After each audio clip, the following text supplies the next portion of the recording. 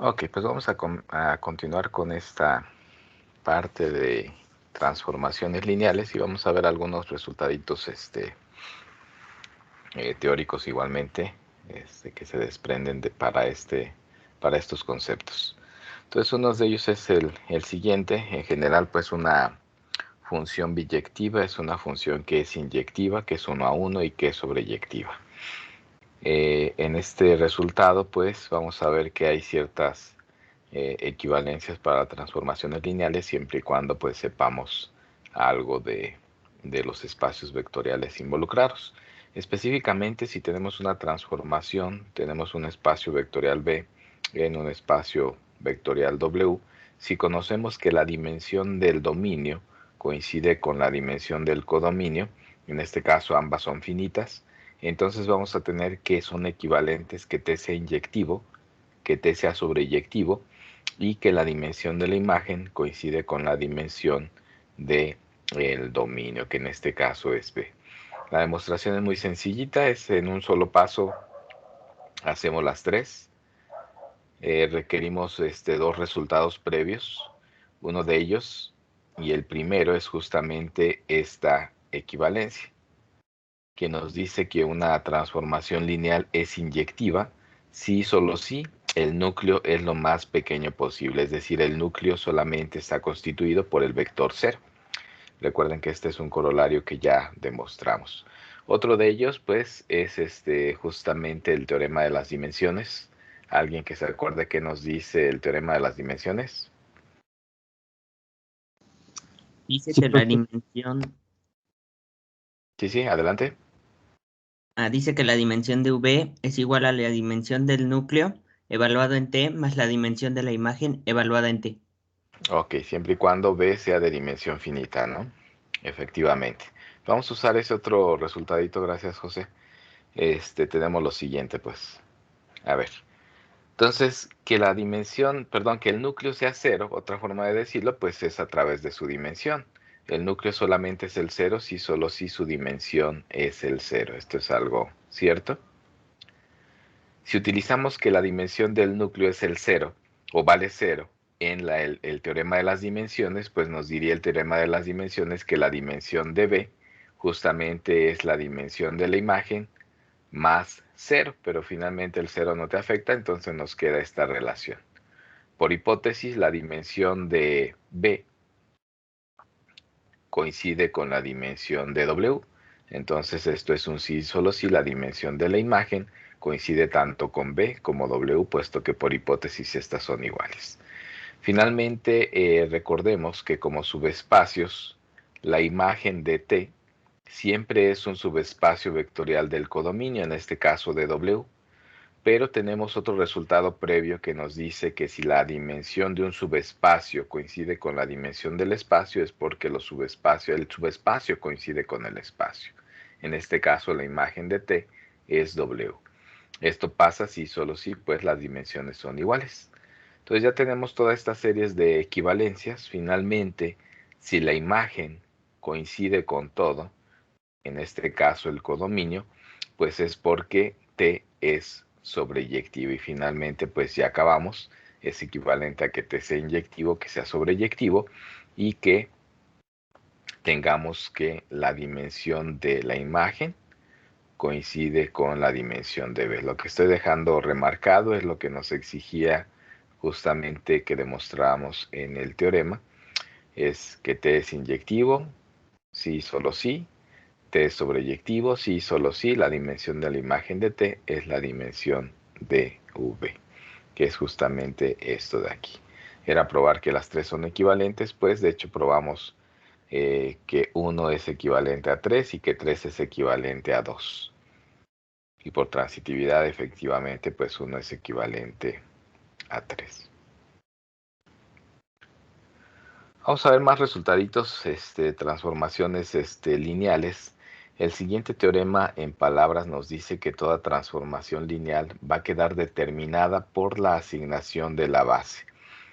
Como cosas técnicas, pues nos tomamos B, un espacio vectorial, W, otro espacio vectorial, ambos sobre F. Me voy a tomar que B es de dimensión finita y me voy a tomar una base que sea U1 hasta UN. De hecho, por default estoy tomando que la dimensión de B es finita y es N. Y me voy a tomar igualmente N vectores en W. Estos no necesariamente forman una base, simplemente son cualesquiera N vectores en W, arbitrarios pero fijos. Entonces va a existir una única transformación lineal de B en W, tal que cada básico, cada BI, bajo T, va a parar a WI. Entonces requiero probar existencia, y ya que pruebe la existencia, hay que probar la unicidad. Profe, Ajá. ahí no es UI en lugar de BI, donde dice que T Sí, claro. de... Aquí en esta partecita, ¿no? Ok, sí, aquí efectivamente es UI. Déjeme corregirlo de una vez, ¿no? Entonces es el teorema 2.11. Déjeme ver.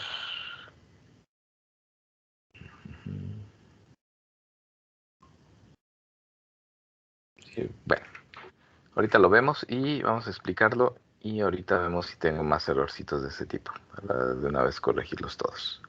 Sí, efectivamente este debería ser U. Es la misma U de estos de acá. Entonces tenemos que T de UI es WI para cada I de 1 a N. Esa es nuestra hipótesis. Pues lo que tenemos es definido de alguna manera la función T de B en W, pero solamente la tenemos definidas en los UIs. Hay que definirlo en cualquier vector de B para que efectivamente su dominio sea todo B. Para esto me tomo cualquier vector arbitrario U y para él lo voy a representar en términos de la base. Es decir, que existen escalares únicos A1 hasta AN, que estos escalares sean únicos tales que U es la combinación lineal de los AI por UI con I de 1 a N, pues esto me garantiza que la siguiente expresión, la siguiente asignación va a estar bien definida, es decir, que T sí va a ser una función. Consiste en lo siguiente, a cada U le voy a asignar el siguiente valor. Va a ser la suma con I de 1 a N de los AIs, pero en lugar de los UIs voy a tomarme los WIs. Justamente recuerden que tengo definido que T manda al UI en WI, de tal suerte pues que a este vector simplemente sustituyo el UI por el WI. Estas AI son únicas, entonces esta AI es única. Entonces este elemento que le estoy asignando a la U específica también es único. Para cada U le estoy asignando un único W, llamémosle así a todo esto, pues entonces efectivamente T estará bien definida. Esta al menos es una función. Hay que verificar que efectivamente se trata de una transformación lineal. Por otro lado, ¿cómo se escribe el UI en términos del propio UI? Pues simplemente todos los I son ceros, salvo el iésimo que va a ser un 1. En este sentido, el UI por supuesto que va a parar al WI. Ya tengo que esta asignación satisface lo que quiero. Es una función que al UI lo manda al WI. Hay que ver que es una transformación lineal. Es decir, hay que verificar que abre sumas y que saca escalares. Entonces me tomo T lineal. Vamos a ver qué es lineal, perdón. Me tomo un escalar arbitrario. Me tomo otro vector escrito en términos de la base, un V que sea la suma de los BI por UI con I de 1 a N. Y me fijo en quiénes van a ser exactamente este tipo de vectores. Es C por U más B. Voy a tomarme el U como está escrito acá.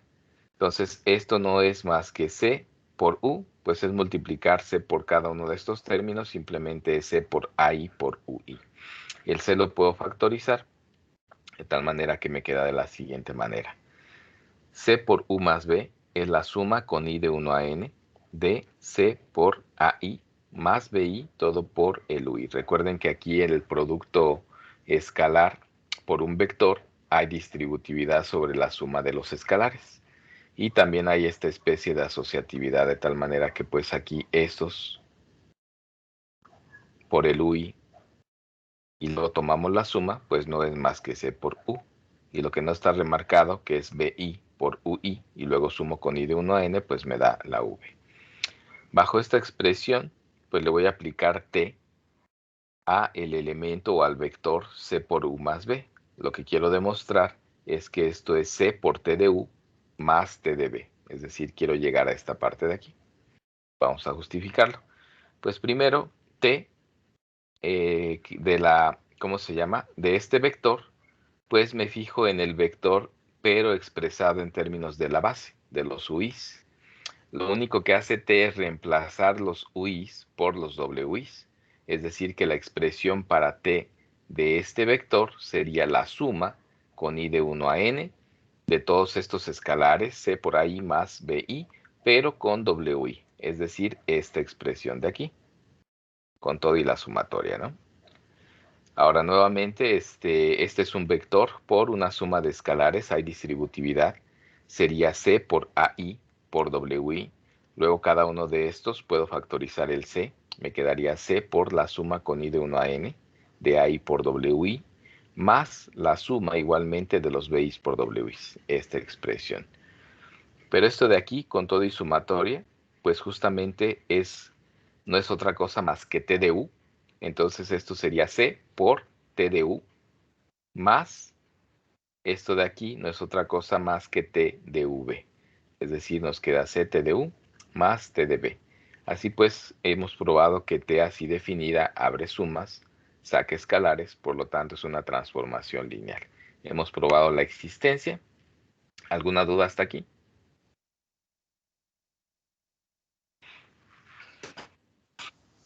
Parte de arriba, ¿por Ajá. qué el T de los U sub I es igual a los W sub I? Está en la ¿Por parte de qué, arriba. por qué el T de UI es igual a los WIs? Ajá, sí, profe. ¿Cuál es la expresión del UI en términos de la propia base? ¿Cómo lo escribirías? Llámale UJ. Si este es el UJ, ¿cómo lo ves en términos de la base? Este de aquí. Si este es el UJ, ¿cómo lo escribes en términos de la propia base? Pues ya está escrito en términos de la propia base. Es él. Todos son 0. Todos los I's con I distinto de J son 0, salvo el J'ésimo que es un 1. Muy parecido a esto de la base canónica. Entonces, si el UI ya está escrito en términos del UI, y esto te dice, mantén o preserva los coeficientes, pues vas a mantener los ceros y un único 1 que le corresponde al iésimo lugar o al jésimo, depende de cuál estés aplicando, pues solamente sustituir el UI por el WI, de tal suerte pues que esta asignación, así como la tenemos, aplicado al UI, justamente nos va a dar el WI. ¿Ok?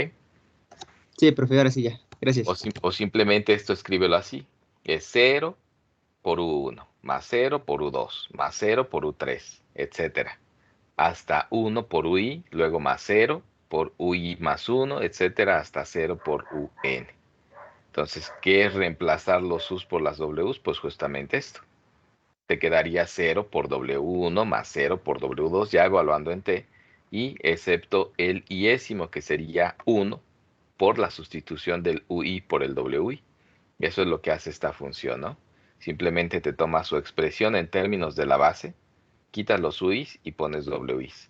Pues este ya está escrito por sí solo, ya está escrito en términos de la base, ¿sí?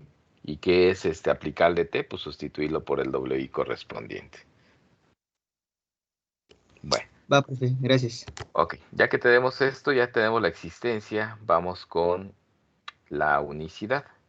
Para la unicidad, pues me tomo justamente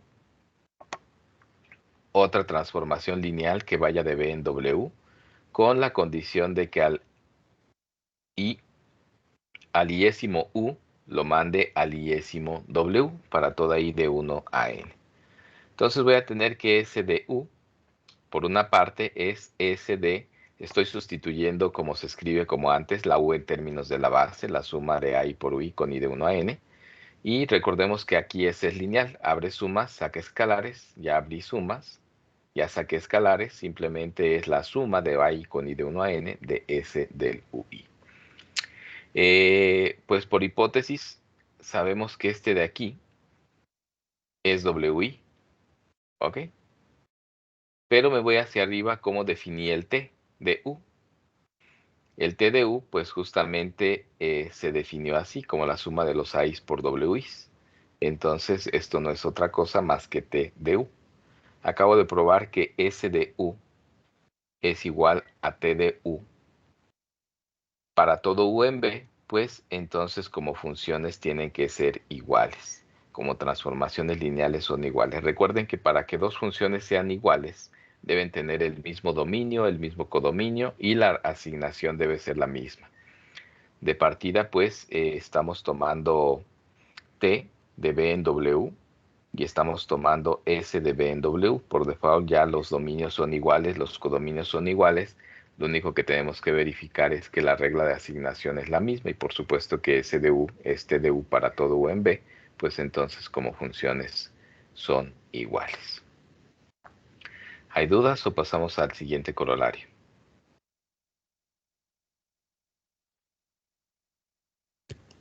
Todo claro, profe.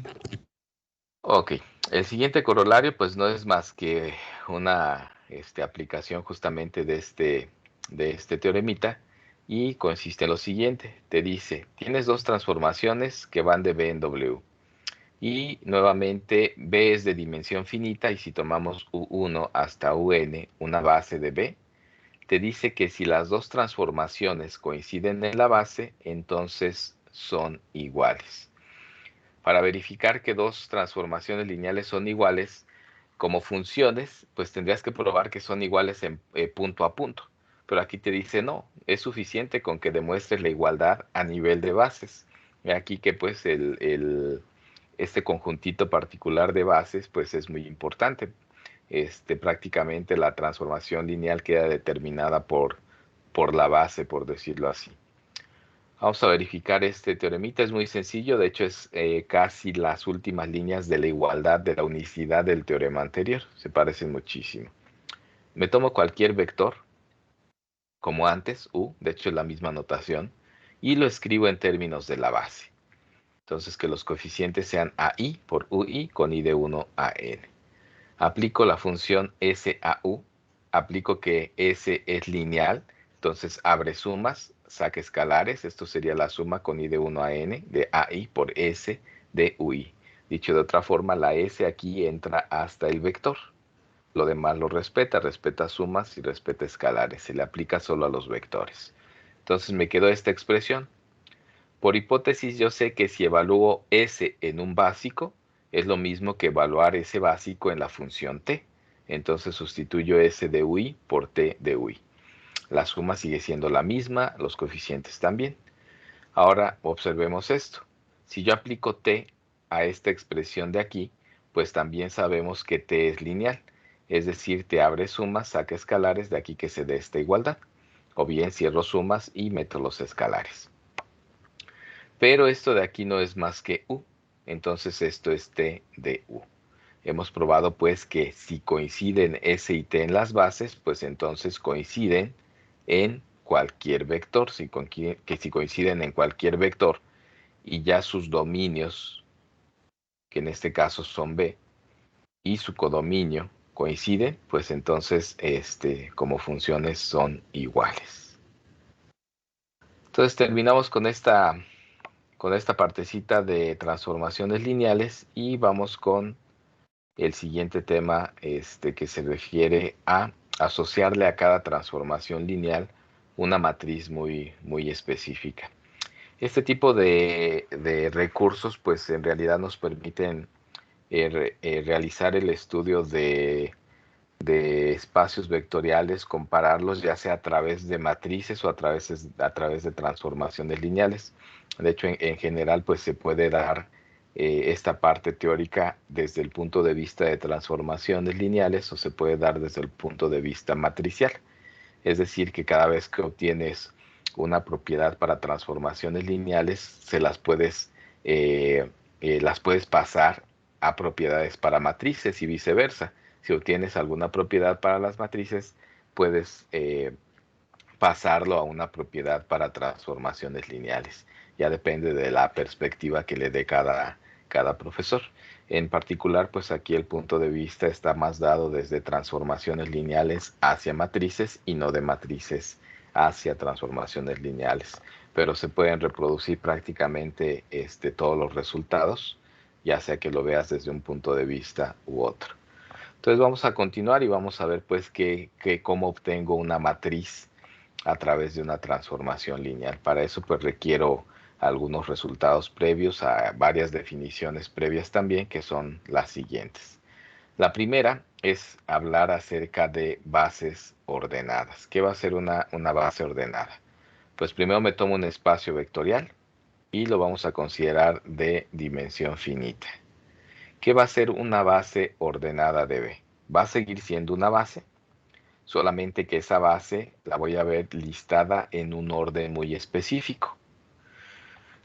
Para términos exactos, pues no es más que una sucesión finita. Recuerden que en una sucesión ustedes no pueden cambiar los términos de la sucesión.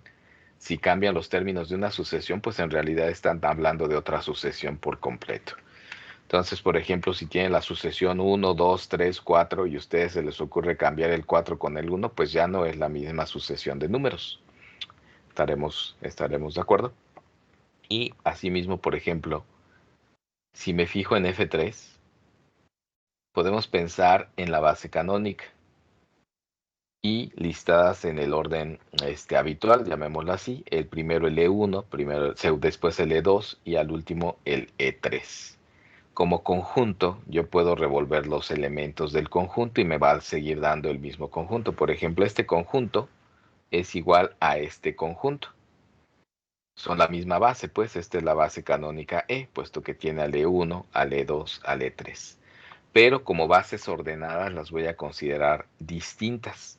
Si esta le llamo base ordenada y esta también, pues entonces como bases ordenadas son distintas, ya que como sucesión no son iguales. Esta es la sucesión, digámoslo 1, 2, 3 y esta es la 1, 3, 2, son distintas. Como bases ordenadas, pues serán o las consideraremos como distintas. Otro concepto importante y que por ahí ya algunos compañerillos lo usaron en sus exámenes es el vector de coordenadas. Cada vez que escribimos a un vector en términos de una base, nos dan ciertos coeficientes que son únicos para cada vector. Esos coeficientes van a determinar pues un vector de coordenadas. Entonces aquí indistintamente lo vamos a considerar como columna, sin ningún problema puede ser considerado como renglón. Solamente que aquí en lo general siempre lo voy a considerar como columna. Así está, ¿cómo se llama? Es la estructura del documento, pero no tiene por qué ser así. Pueden ser las dos. Eso sí, si van a usar una, de preferencia úsenla y no estemos mezclando que el vector de coordenadas a veces es columna, a veces es renglón. Hay que decidir una y solo una de esas dos para no tener problemas de notación más adelante. La forma de justamente cambiar de una posición de columna a un renglón, pues es usando la transpuesta. Entonces, aquí si uso la transpuesta de un vector columna, pues en realidad me refiero al vector renglón A1, A2 hasta AN. Ese podría ser algo que nos ayude a pasar de vectores columna a vectores renglón sin mayor dificultad y sin meterte en problemas de notación en tu documento. Entonces vamos a establecer qué es el vector de coordenadas. Me tomo un espacio vectorial de dimensión finita sobre F y beta una base de B, desde B1 hasta Bn, pero me voy a tomar ya bases ordenadas. De hecho, a partir de aquí casi todos los resultados van a ser bases ordenadas. En lo que se refiere es que si le pongo la posición al vector B1, la posición 1, siempre va a tener la posición 1 y el enésimo siempre va a tener la posición enésima. Ahorita hablamos al respecto. ¿Qué pasa si no tomo bases ordenadas? Me fijo en cualquier vector de B y me fijo en los escalares que requiero para escribir a este vector en términos de la base, en este caso beta. Si la suma con i de 1 a n de a por bi me da b, entonces esto me determina unos a's que son únicos. Esto me va a poder determinar el vector de coordenadas de b con respecto a la base beta. La notación es entre corchetes b y como subíndice beta. Esto es el vector de coordenadas de b respecto de beta. ¿Y qué vector es? Pues justamente es el A1, A2 hasta AN escrito como columna. Por cierto, este vector vive en B. Y este nuevo también es un vector columna, pero va a vivir en Fn, en donde Fn no necesariamente es B. Más adelantito vamos a ver que de hecho B es isomorfo, lo que quiera que eso signifique, a F a la n. Pero aquí simplemente este vector pertenece a Fn. Entonces, por ejemplo, para que el vector de coordenadas sea único, sí requiero pues que mi base sea ordenada. Si no fuese ordenada, pues entonces lo que puedo hacer es yo permutar todos estos. Cada vez que permuto este conjunto, pues eso me daría origen a, esto no cambia, siguen siendo los mismos, son únicos, pero también me los permutaría. Tan simple y sencillo que si yo cambio estos dos vectores, entonces mi vector de coordenadas aquí sería AN, luego sigo el A2 como quieran, pero al final me quedaría el A1, estaría cambiando estos de aquí. Como vectores, pues estos no serían iguales. Recuerden que dos de este tipo son iguales y solo si entrada son iguales. Pero si estos dos son distintos, al intercambiarlos o permutarlos, también nos daría origen a vectores distintos. Para que el vector entonces de coordenadas esté bien definido, yo requiero que mi base sea una base ordenada, para que siempre me den en la misma posición estos escalares. Por supuesto que si yo cambio de base, en lugar de beta pongo una base gamma, pues aquí me va a dar otro vector, ¿sí? Independientemente de eso, yo puedo tener varias bases y pues ahí ya depende del trabajo que yo esté haciendo. Si quiero que el vector de coordenadas esté bien definido, primero requiero bases ordenadas. Si cambio de bases, pues voy a cambiar de vectores de coordenadas. Por eso requiere esta definición, depende de la base. Justamente este vector solamente sería para esta base. Si cambio de base, pues con seguridad voy a requerir de otro vector. ¿Dudas, preguntas hasta aquí? Vamos, por supuesto que vamos a ver ejemplitos. Profe, dijo que solo puede ser en vector columna. Puede ser vector columna o puede ser vector renglón. Aquí la aclaración es que yo voy a usar vectores columna.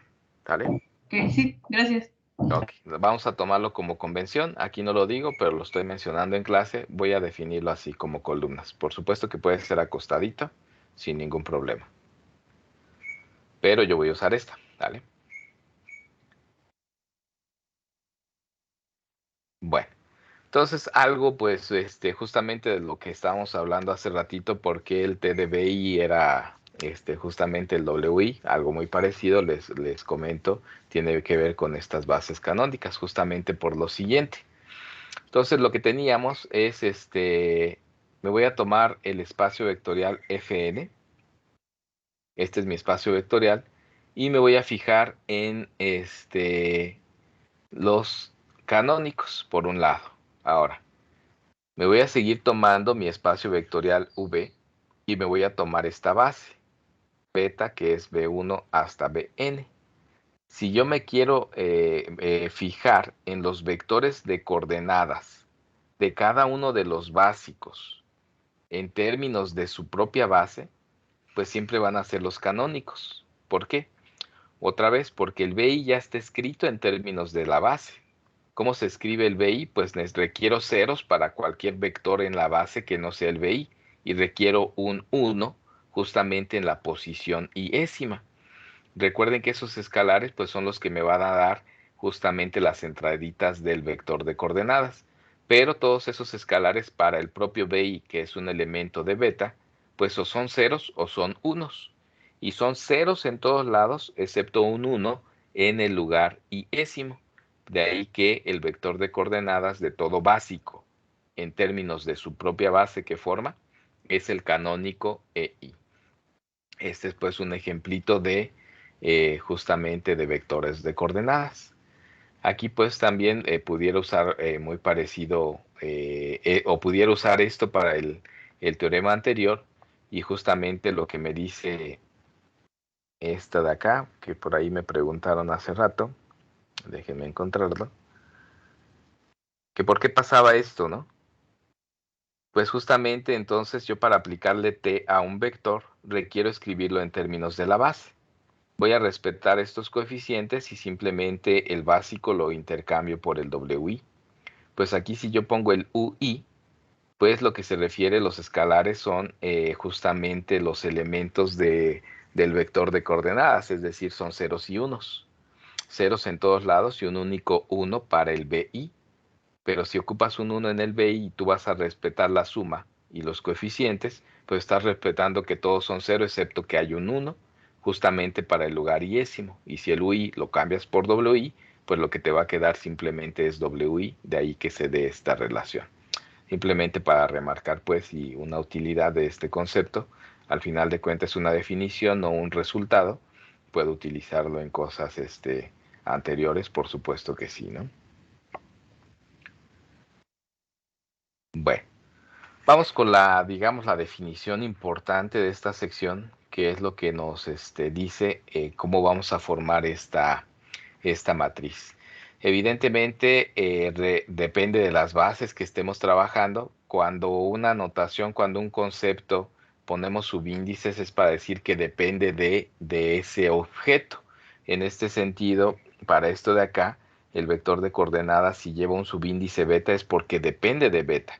Es decir, que si tú cambias la beta, pues vas a cambiar el vector de coordenadas. Lo mismo va a suceder para el siguiente concepto, que es el de la matriz asociada. Vamos a tomarnos dos espacios, como siempre, uno de entrada y uno de salida, un B y un W de dimensión finita, ambos sobre el mismo campo. Me voy a tomar una base para cada uno de ellos. Beta va a ser la base de B, gamma va a ser la base de W. Si beta va de B1 a Bn, pues entonces estoy diciendo por default que n es la dimensión de B. Similarmente estoy diciendo que m es la dimensión de W. Entonces me tomo una transformación lineal de B en W. Y para cada J de 1 a N, ojo aquí, cuidado con los subíndices, son muy importantes.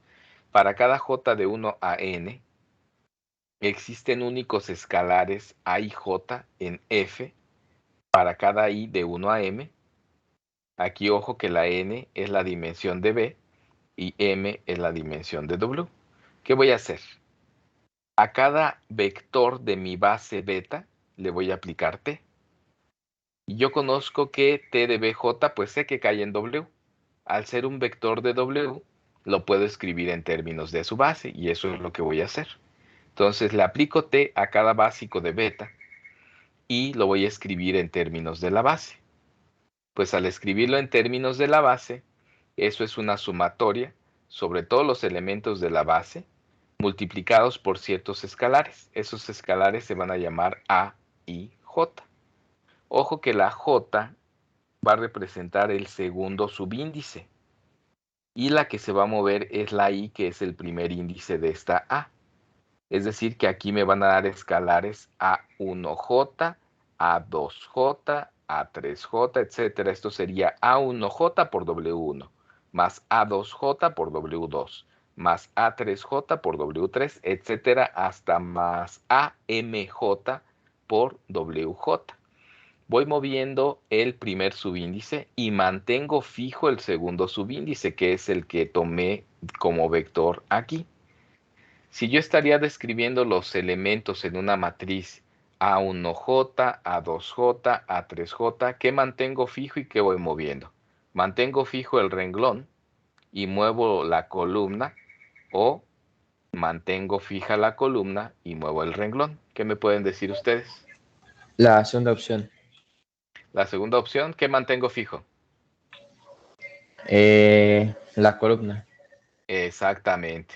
Voy a mantener fija la columna y voy a mover el renglón. Entonces, efectivamente, esto de hecho, así expresado este vector todo completito, estos coeficientes me van a dar algo muy específico. Me van a dar el vector de coordenadas de T de BJ en términos de WI. El vector de coordenadas de T de BJ en términos de los WIs, o mejor dicho, le puse nombre arribita de gamma. El vector de coordenadas de BJ en gamma es un vector columna. Sería el vector columna A1J, A2J, A3J hasta AMJ. Ese vector de coordenadas va a formar la columna jésima de mi representación matricial. En resumen, la matriz asociada a T, y con esto me refiero a los corchetes, la matriz asociada a T respecto de beta en gamma, porque va a depender de las dos bases, de la base del dominio y de la base del codominio. La voy a llamar de cariño A. Va a ser la matriz con entradas A y J. Se va a formar, o para obtener quién es esta matriz, lo puedo hacer columna por columna. ¿Quieres encontrar la primer columna? Pues entonces aplícale T al primer vector en beta. Es decir, T de B1 te va a dar la suma de A y 1 por WI. Esos A y 1 te van a dar la primer columna, ya que vas a poder poner el A11, A21 hasta AM1. ¿Quieres conocer la segunda columna? Aplícale T al B2.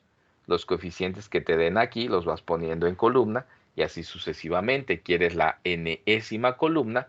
Pues aplícale T a Bn. Aquí te dice el número de renglones que vas a tener. Todos van a tener m renglones. De aquí que sean matrices de m por algo. ¿Cuántas columnas van a tener? Pues tantas columnas como la base beta de B tenga, en este caso n. Ojo que esta transformación va de un espacio de dimensión n de nunca a un espacio de dimensión m de mamá. Aquí las matrices van a ser de m por n. La representación matricial así pues queda en este sentido. ¿Ok? Entonces, si tienen una transformación de n en m, pues no nos va a dar una matriz de n por m. Ahí con un poquito de cuidado, recuerden que nos va a dar al revés. Primero del último, cruz el primero de acá. Es de m por n. Y así pues se constituye la representación matricial de beta en gamma. Vamos a ver, por supuesto, muchísimas propiedades acerca de este tipo de matrices. Profe, Déjenme dar un resultado acerca de comparar transformaciones lineales comparando sus representaciones matriciales y enseguida vemos un ejemplo. ¿Sí, dime? ¿y qué cambia si tomamos una columna para el vector columna que habíamos dicho antes? ¿O siempre tenemos que tomar la primera? A ver, va de nuevo porque no te entendí. Que habíamos dicho que podíamos tomar un vector en columnas, ¿no? Ajá. Ajá. ¿Y ese vector en columnas se relaciona con alguna columna de esta matriz? Sí, sí, sí. Sí, de hecho, Y, aquí pudiéramos poner o definirla diferente. En lugar de poner la matriz A y J, pudiera poner como primer columna T de B1 en gamma. El vector de coordenadas de B1 en gamma, esa sería la primera columna. La segunda columna es T de B2 en gamma, el vector de coordenadas de T de B2 respecto de gamma, y así sucesivamente. La enésima columna sería el vector de coordenadas de T de Bn respecto de gamma. Por supuesto que sí hay relación entre los vectores de coordenadas y esta matriz. Aquí, ojo, voy otra vez al comentario. Requiero que efectivamente el vector de coordenadas siempre sea columna, para que yo pueda decir o dar en términos esta matriz en términos de los vectores de coordenadas como columnas. ¿Ok?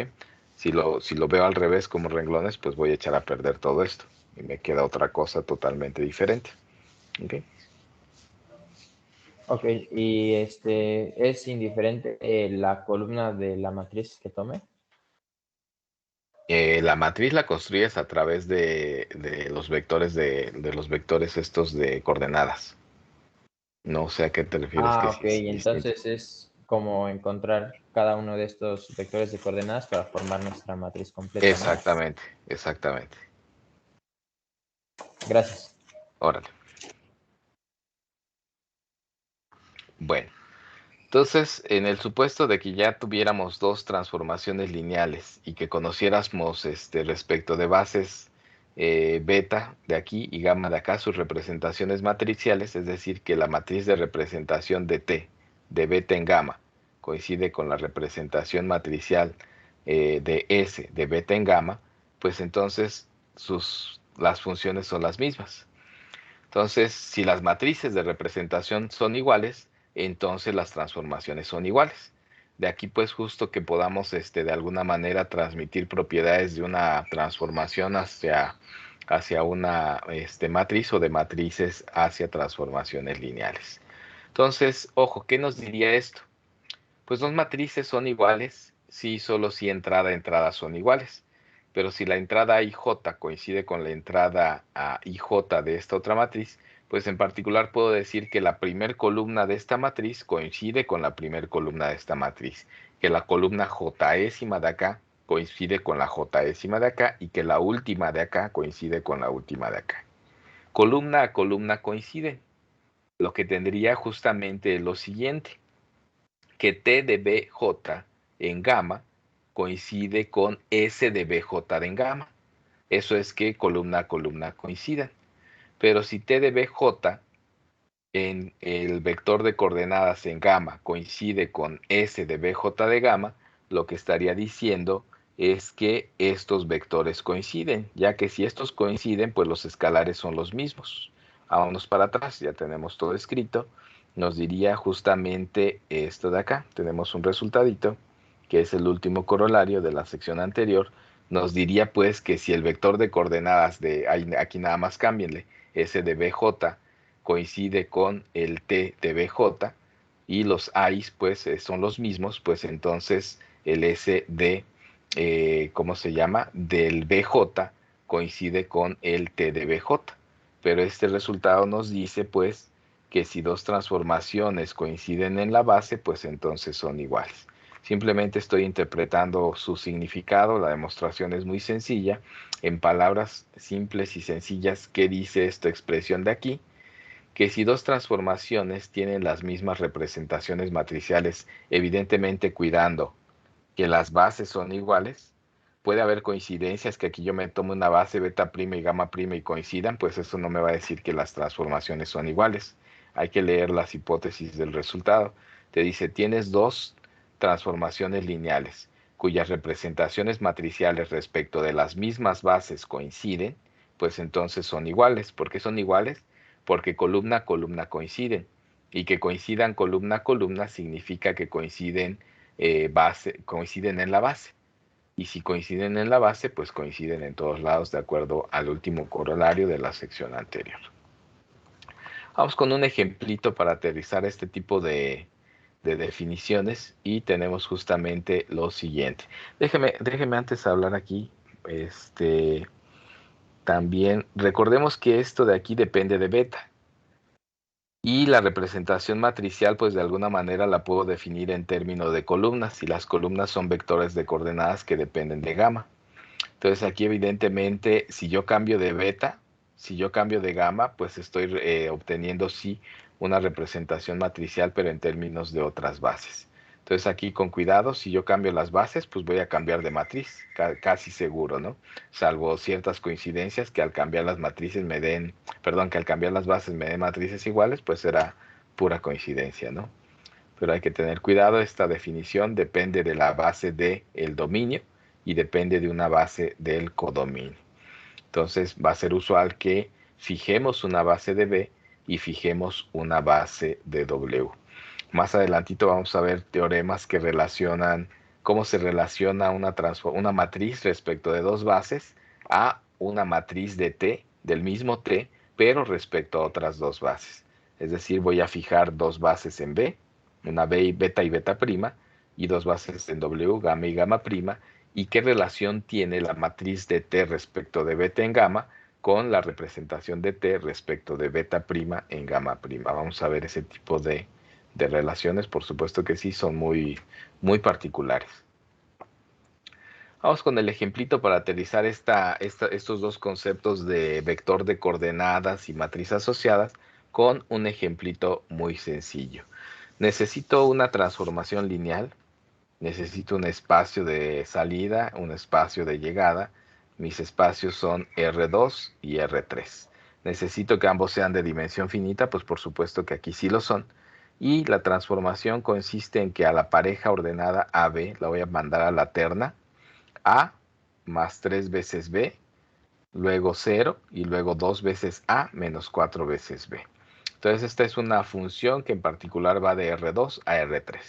Ya vimos como ejemplitos de cómo demostrar que es lineal. Prueben ustedes que efectivamente es una transformación lineal y aquí me voy a referir a las bases canónicas de dos espacios. En general, si estoy trabajando con un Rn, con un Fn, le voy a llamar simplemente E, salvo que aquí no le puedo llamar E a la base canónica de aquí y E a la base canónica de acá, puesto que son distintas. Entonces, temporalmente a la base canónica de R2 le voy a llamar E. Es el conjunto que contiene dos elementos y contiene al 1, 0 y al 0, 1. Voy a llamarle a E' al conjunto de tres elementos que contiene al 1, 0, 0, luego al 0, 1, 0 y finalmente al 0, 0, 1. Es decir, puede ser la base canónica de R2 y la base canónica de R3.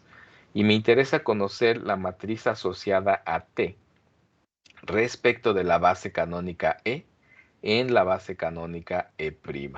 Se me olvidó comentarlo anteriormente en el libro, creo que viene la E' aquí arriba, es otro tipo de notaciones.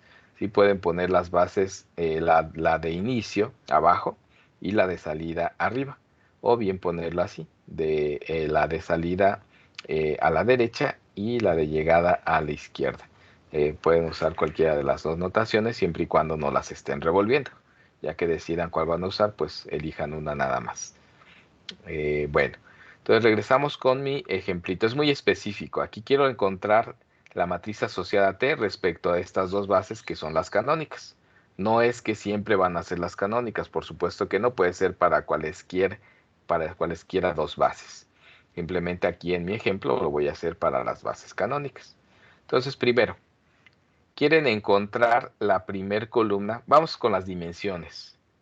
Las dimensiones tienen que ser, si este es de dimensión 2 y este es de dimensión 3, mi representación matricial debe ser una matriz de 3 por 2, de acuerdo a la parte teórica. Pues esta es una matriz de 3 por 2, 3 renglones, 2 columnas. Entonces ya lo hicimos. Ahora, quiero encontrar, voy a ir calculando columna por columna. Quiero calcular la primer columna de mi representación matricial, pues lo que debo de hacer es aplicarle T al primer vector de E, es decir, al 1, 0. Si la A temporalmente vale 1 y la B vale 0, pues esto iría al 0, aquí sería 1, esto sería el 1, 0, 2. ¿Estamos de acuerdo?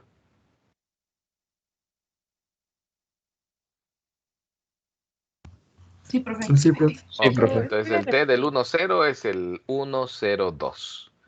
Escrito en términos de la base canónica, pues eso sería 1 por el E1 más 0 por el E2 más 2 por el E3. Los coeficientes pues serían 1, 0, 2. Esos coeficientes son los que me van a dar la primer columna. De manera similar, si este es el 0, 1, pues entonces esto sería el 3. Todo esto sería 3. El 0 es 0 y esto sería menos 4. Entonces T del E2 es el 3, 0, menos 4. En términos de la base canónica, pues siempre son los mismos coeficientes, es decir, el 3, 0, menos 4.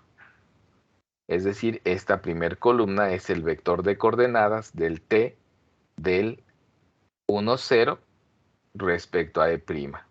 Esta segunda columna es el T del 0, 1 respecto de E', es ese vector de coordenadas. Aquí pues tienen dos vectores de coordenadas y tienen la representación matricial de T de E en E'.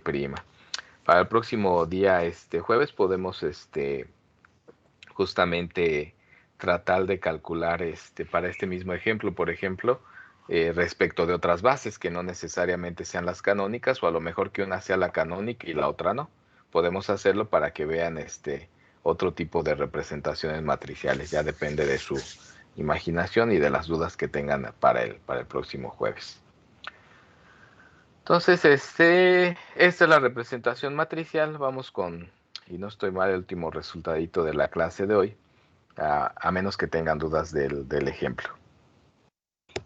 Profe, yo sí tengo una. ¿Qué pasa si tomamos las bases de R2 y lo hacemos al revés? Quiero decir, porque usted primero evaluó lo que es la primera, que es 1, 0, ¿no?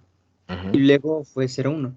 Si las hago al revés, entonces los vectores, bueno, la matriz me termina quedando igual como al revés, ¿no? Sería 3, A 1. ver, si cambias llámale al primero E1 y al segundo E2, ¿sale? Va. Este es el vector de coordenadas de E1 en E'. Y este sería el vector de coordenadas de T de E2 en E'. Y tú me estás diciendo, yo quiero cambiar los vectores aquí, el E2 con el E1, ¿cierto? Ajá, bueno, pero no sería posible porque se supone que está No, ordenado, si es ¿no? posible, no, si es, pues, bueno, si es posible, depende de qué estés haciendo. Si efectivamente es ordenada respecto de esta, como quedamos que va a ser el E1, el E2, Ujú.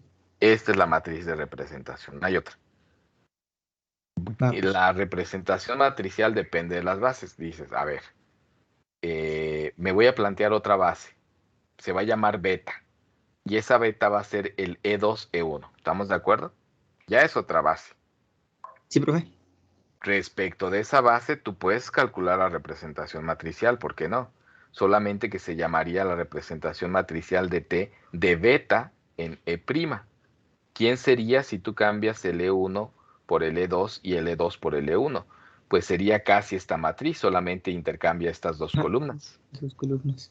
¿Sí? La matriz de con beta igual a E2, E1, la representación matricial de T de beta en E' sería la matriz 3, 0, menos 4, 1, 0, menos 2. ¿Ok? Intercambia pues las columnas, intercambia los vectores de salida, perdón, de entrada, pues intercambia los vectores de salida. En el mismo orden, ¿no? Ajá. Y eso lo podrías hacer siempre. Si de respecto a una misma base tú permutas los vectores, pues fíjate cómo los permutaste, permuta las columnas en el mismo orden y te va a dar la respectiva representación matricial. Solamente que por fines prácticos, cuando estás trabajando de manera teórica, muchas veces te conviene mantener fija tu base. En este sentido, dar tu base ordenada y trabajar con una sola base ordenada. A final de cuentas, si tú quieres propiedades, las propiedades las vas a encontrar indistintamente de cómo tengas ordenadas las columnas. ¿Vale? Va, profe. Gracias. Ok. Profe, Bueno, ¿sí? dijo que el primero teníamos que ver que era linealmente independientes y después calcularla. No dije nada de independencia lineal. Ah, entonces lo entendí mal. Bueno, No gracias. estoy mal, no estoy mal en toda la clase, no he hablado de independencia lineal, ¿eh? Ah, ok, gracias. Órale. De todos modos vemos ejemplitos, ¿no? Por ahí síganle estudiando y me preguntan este jueves si va a ser exclusivamente de dudas. Y les digo, podemos trabajar con este mismo ejemplo y así como ya hicimos otro ejemplito, pues no necesariamente con las canónicas, ¿no? Para ver qué es lo que pasa. Por ejemplo, aquí podemos tomarnos otra base para calcular quiénes son estos de aquí. Cuando te tomas la base canónica y aquí te da un vector, pues prácticamente es trivial encontrar el vector de coordenadas. El vector de coordenadas es el mismo respecto de la base canónica y siempre va a pasar eso si estás con la base canónica. Ya un ejemplo no trivial sería no tomarnos aquí una base canónica. Por supuesto que eso va a dar origen a sistemas de ecuaciones, pues ni modo, hay que resolverlos, ¿no? Pero hay que trabajar para ver otros ejemplitos. De aquí mismo se pueden dar muchísimos ejemplos. Y bueno, digámoslo así, que para cualesquiera dos bases muy específicas va a haber una única perdón, va a haber una única matriz asociada. Si yo fijo la beta y yo fijo una gamma, pues me va a dar una única matriz, representación T de beta en gamma. Si muevo la beta, con mover la beta ya me va a dar matrices distintas. Con mover la gamma, pues cuanto más razón, ¿no? Me van a dar matrices distintas. Si muevo las dos, pues también. Bueno, la siguiente definición y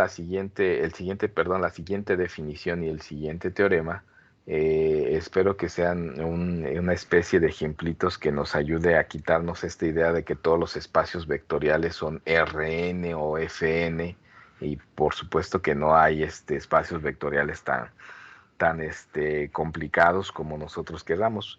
Un ejemplito es el siguiente. Vamos a ver que las transformaciones lineales las podemos ver como vectores en el siguiente sentido. Voy a tomar dos espacios vectoriales. Aquí mi espacio siempre va a ser V para el dominio y mi espacio W para el codominio. Siempre voy a tener que fijar ciertos parámetros, si no no voy a poder definir ciertas cosas, ¿no? Entonces, aquí B siempre es el dominio, W siempre es el codominio. Ambos son espacios vectoriales sobre F y me voy a tomar dos transformaciones lineales de B en W. Voy a definir una suma de transformaciones lineales y voy a definir un producto escalar para una transformación lineal. Para S y T, la suma de transformaciones va a ser la función que también va de B en W. Y consiste en que a cada vector le voy a aplicar primero S, después le voy a aplicar T, y una vez que le apliqué S y una vez que le apliqué T, pues sumo los resultados. S de U más T de U va a ser S más T aplicado a U. De manera similar, ¿quién es el producto por escalar del escalar A por la transformación T? Es una transformación lineal que va a ir de B a W y que consiste en que al vector U primero le aplique T. Una vez que le aplique T a U, lo multiplico por el escalar A. ¿Ok? Entonces aquí estoy sumando transformaciones, estoy multiplicando una transformación lineal por un escalar. Y vamos a definir, más bien vamos a denotar, tomo la colección de todas las transformaciones lineales que empiezan en B y terminan en W, y a este le voy a llamar el OM de B en W sobre F. El sobre F te indica sobre quiénes son los espacios vectoriales sobre F. Ese va a ser el OM de B en W. Es el conjunto de todas las transformaciones lineales de B en W. Pues resulta que con esta suma y este producto por escalar, el OM de B en W va a ser un espacio vectorial sobre F con las operaciones definidas anteriormente, es decir, con esta suma y este producto escalar. Aquí pues entonces, este es el espacio vectorial. ¿Quiénes son los vectores? Pues son transformaciones lineales. ¿Sí? Esto está pues lejos de ser un Rn, de un Fn. Por supuesto que hay ciertas isomorfismos de espacios vectoriales, como lo vamos a ver más adelantito, y puede uno ver específicamente quién es este. Ok, bueno. Entonces, para demostrar primero que efectivamente es un espacio vectorial, pues primero tengo que verificar lo primero, que si yo sumo dos transformaciones, efectivamente el resultado es una tercera transformación, que si yo multiplico un vector, que aquí es una transformación lineal por un escalar, también me va a dar otra vez una transformación lineal. Yo aquí lo mencioné, pero no he demostrado nada, simplemente las estoy definiendo como funciones. Hay que verificar que efectivamente son transformaciones lineales y posteriormente verificar los 8 axiomas de espacio vectorial, que con la suma es asociativa, conmutativa, que hay un cero, que hay un inverso aditivo, que con el producto escalar hay distributividad de un producto de un vector por la suma de dos escalares, al revés también, de un escalar por la suma de dos vectores, que el uno del campo actúa de manera trivial sobre cualquier vector y que puedo multiplicar dos escalares por un vector, y es lo mismo que multiplicar el escalar por el vector y después el segundo escalar por el resultado del primer escalar por el vector. Hay esa especie pues de asociatividad. No voy a demostrar todo, de hecho solamente voy a verificar que efectivamente suma de transformaciones lineales así definida es una transformación lineal, que producto por escalar también es una transformación lineal, y voy a ver los primeros 3 axiomitas del espacio vectorial. Los demás quedan de tarea o posiblemente para el examen, ¿no? Para que los vayan haciendo.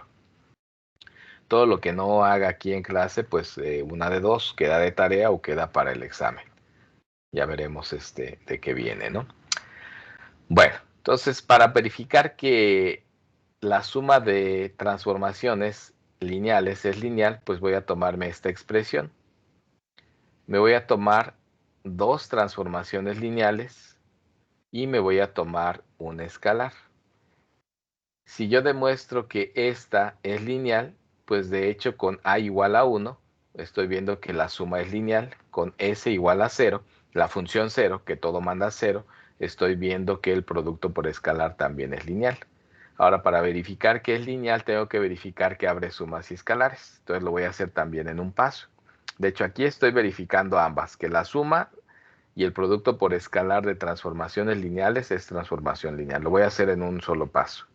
Y además que es lineal, también lo voy a hacer en un solo paso. Voy a ver al mismo tiempo que abre sumas y que saca escalares, tomándome la U, la B y la C, la U y B arbitrarios como vectores y la C arbitrario como escalar. Pues vamos a hacerlo y vamos a realizar en sí 4 cosas en una sola serie de igualdades. Entonces, primero, vamos a verificar vamos a aplicar quién es la definición de esta expresión. ¿Qué significa aplicarle esta función a un vector? El vector lo voy a mantener fijo. Mi vector es c por u más b. Pues dice, aplícale primero la función at al vector y luego súmale s aplicado al vector. Pues aquí tengo a por t, quien quiera que eso sea, aplicado a mi vector. Y luego le voy a sumar s aplicado al mismo vector. Ahora, ¿qué significa a por t aplicado a un vector? Significa aplicarle t al vector, es decir, aplicarle t a c por u más b, sin la a aquí, y luego multiplicarlo justamente todo por la a. Una vez que tengo esto, ya apliqué quién es la definición de la suma de este tipo de transformaciones y quién es el producto por un escalar. Ahora, voy a aplicar que t es lineal. Abre sumas, saca escalares y voy a aplicar que s también es lineal. Aquí me quedaría a por, saco la c y me queda de t de u más t de b. Y luego aquí es c por s de u más s de b, que es esta expresión de aquí. ¿Ok? Ahora lo que vamos a hacer es asociar los que tienen c, es decir, asociar este término con este término. Ahora aquí puedo asociar la a con la c y multiplicarla por t de u, que es el vector. A y c son escalares.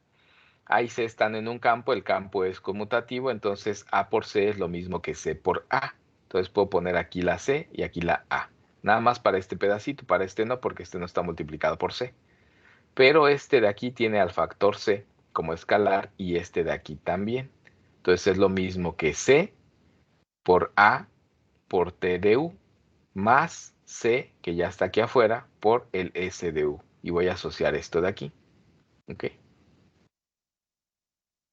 Sin el paréntesis, no me dejan. Bueno, ahí. Y voy a asociar estos dos que están aquí sin remarcar. Simplemente esto me daría el a por t de b, que es a por t de b, más s de b. Ya tengo esto de aquí.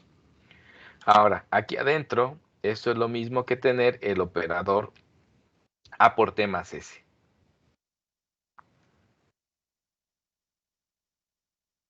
Si tengo a por t más s y se lo aplico a u, pues en principio es a por t de u más s de u, que es esto de aquí. Entonces todo esto, incluyendo la c, es todo esto de aquí.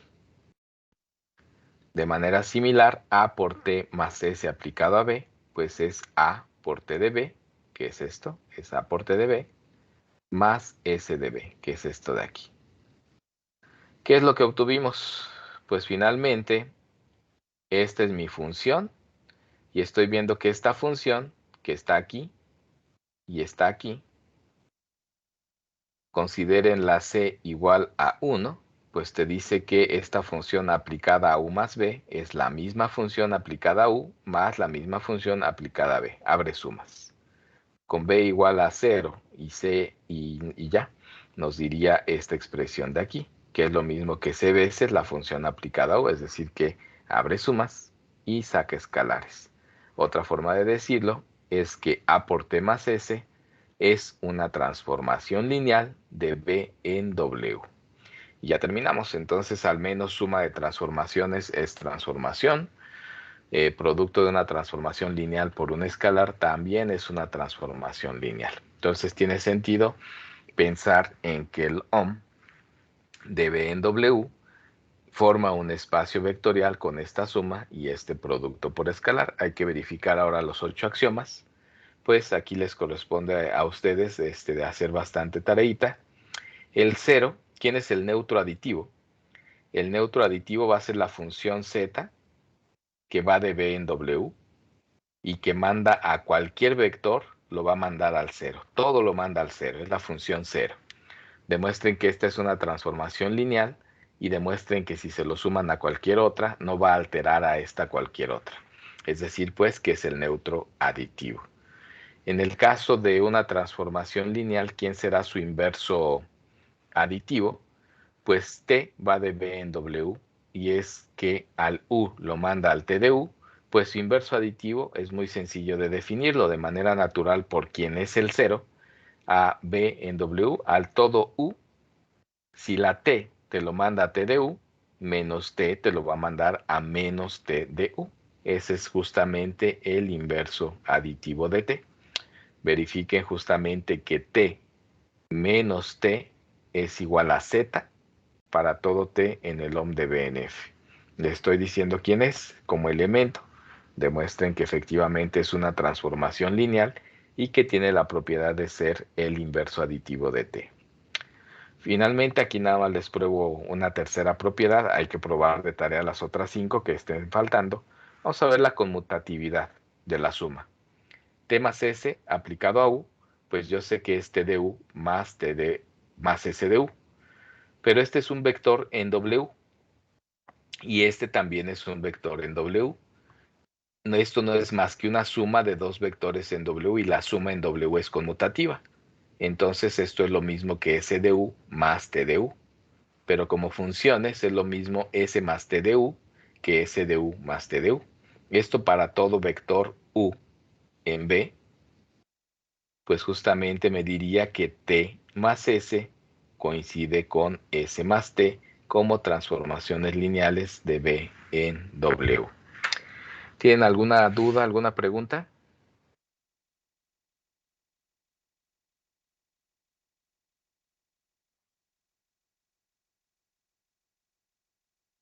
¿Nada? Creo que quizás sean para el jueves, profe. Hay que Ok, checar la grabación bien.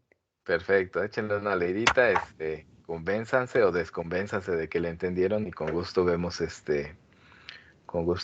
dudas. Entonces, este fue el teoremita donde estuvo un errorcito, ¿verdad? El 211. Bueno, ahorita lo corregimos.